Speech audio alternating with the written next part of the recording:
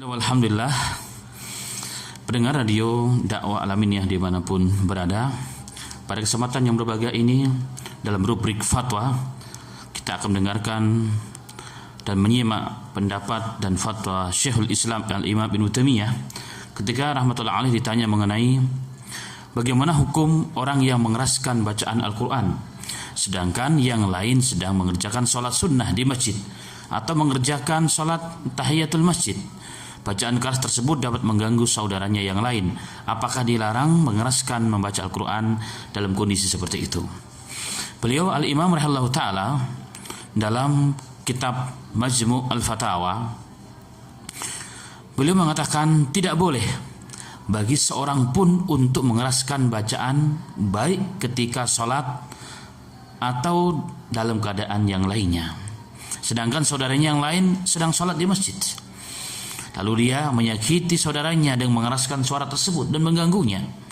Karena Nabi kita Muhammad sallallahu alaihi wasallam, beliau pernah bersabda ketika beliau memasuki masjid di bulan Ramadan dan para sahabat sedang mengeraskan suara dalam membaca Al-Quran.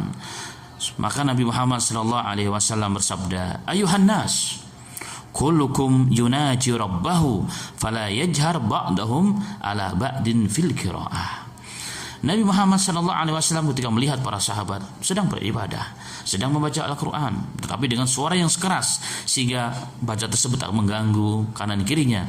Di situ ada orang yang sedang sholat, ada orang yang sedang berdoa, ada orang yang sedang baca Al-Quran dan lain sebagainya. Nabi Muhammad SAW bersabda, wahai manusia sekalian, kalian ini sedang bermunajat dengan Tuhan kalian, sedang berbisik-bisik dengan Allah Subhanahu wa Ta'ala. Maka janganlah kalian mengeraskan suara di atas suara yang lain sehingga bacaan kalian atau suara kalian mengganggu saudara-saudara kalian dengan bacaan tersebut. Maka Al-Imam rahimahullah ta'ala menegaskan pada pernyataan terakhirnya, dari hadis ini maka dapat diambil satu dalil, tidak boleh bagi seorang pun mengeraskan suara Al-Qur'annya sehingga menyakiti atau mengganggu saudaranya yang lain seperti menyakiti saudara-saudaranya yang sedang sholat.